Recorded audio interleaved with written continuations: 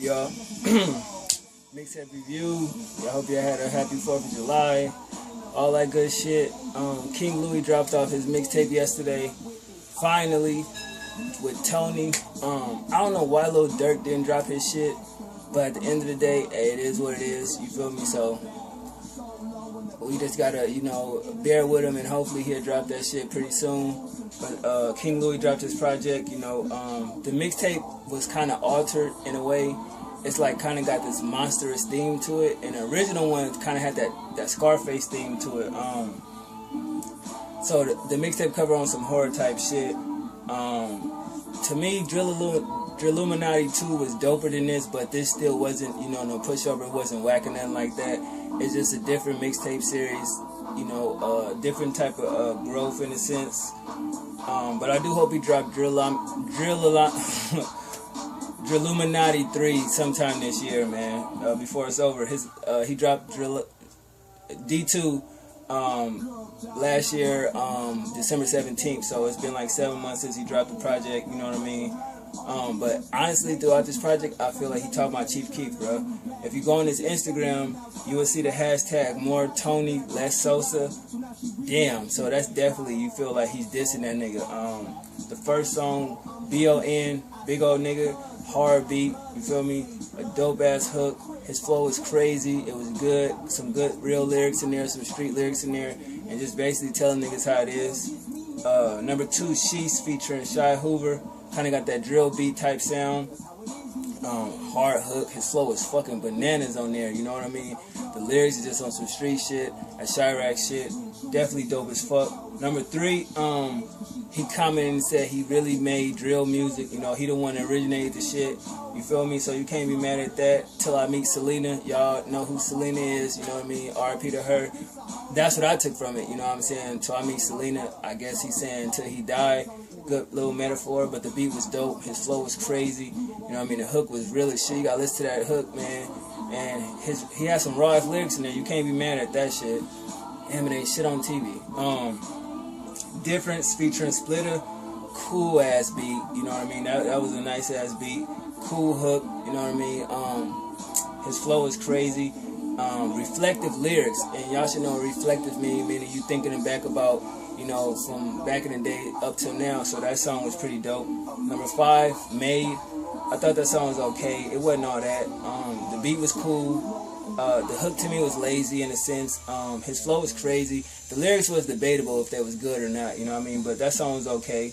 Number 6, Day, D-A-Y. Good beat, hard beat, you know what I mean? Dope hook. Aggressive ass flow, you know what I'm saying? In his lyrics, he warning motherfuckers. And go back to number 6 on Day. He definitely he yell out "Glow Gang" in a sense. So I'm looking at that as is it a diss or whatever, what have you. But moving on to number 7, Michael Jackson Money featuring Leaky Leak. 3 Checks, man. That song dope as fuck, man. The beat, the hook, his flow, the lyrics, that shit crazy. Like, who wouldn't want Michael Jackson money? You feel me? The 80s version, it was rumored that he died broke, which I don't believe that shit. Definitely a good song. G.O.D. I thought that song was okay. You know what I mean? I'm not really into people using the whole God reference and shit like that. I mean, Kanye did with Yeezus, and I was like, you know what I mean? But a lot of these Chicago niggas reference God or their God, and some of that shit cool, some of it ain't, but it had like a drill beat. The hook was okay, you know what I mean? His flow was cool. Pretty crazy, and the lyrics were just street as shit. I just thought that song could have been a little better. Number 9, Ambitious as a Writer, 3 Checks again. Very smooth, soulful type beat, soulful hook. His flow was cool as hell, man, and some real street lyrics in there. And a lot of niggas that's in the streets always got Ambitious as a Writer. Remember, Pac had it on All Eyes on Me, so definitely it was a good look. Live and Die in Chicago, dope record, man.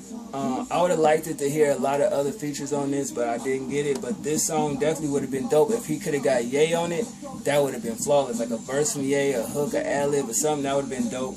But it had a mellow beat, the hook was good. But it's a relatable song, you know what I mean? In a sense, it really is, so I had no problem with that. Fuck Nigga, I thought it was okay. To me, the song sound like a filler, but, it's very relatable if you understand what a fuck nigga is. Number 12, God King, see what I'm saying about the whole God thing. I like the piano and instrumental in there. Not instrumental, but the piano solo in there. That shit was dope as fuck. It was a great beat. The hook was good as fuck, man. He definitely did his thing for spitting on here, and his flows definitely real as fuck, man. You have to give it to King Louie on that one, though. Why They Hating on Me, number 13. Smooth ass beat, good hook. Good flow, some real lyrics in there. He definitely had a point to prove with that song. Like I said, if you listen close, he definitely getting that. I'm gonna say Chief Keef. I don't know what it is with this nigga, you know what I'm saying, but he definitely shout out a lot of other artists, Chicago artists throughout the mixtape. But for some reason, I personally feel like he talking about Chief Keef, you know what I'm saying? Where especially when he talking about where you can't come back to Chi-Town. It's been referenced that, you know what I'm saying, Chief Keef can't come back there. It's just a lot of subliminal shit. You just gotta listen for it.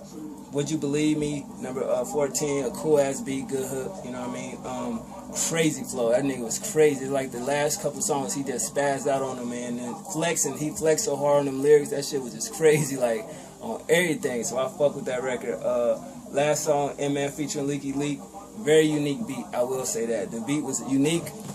Very soulful hook, you know what I'm saying? Dope ass hook, good lyrics, man. His flow is crazy, you know what I mean? But like I was saying, you gotta listen to their music because I forgot where Louie was doing an interview, and he say the music with Chicago artists is more to it than just making a song. To us, it's a song, but to them, they're talking about other gangs in Chicago and this and this and that means something when it's like you get on a record and you say blah, blah, blah, and then next week, that person dies or this person says some of the song, and it's like it's more to it. But find that interview. I forget exactly where he was when he was talking about it, but definitely a good insight to the Chicago rap scene as far as it being like creative, other than Lupe, Kanye, Common, you know, Twista, people like that before, but now it's more on hands of, you know what I mean, subliminal type shit. Not subliminal shit, but definitely just dissing each other.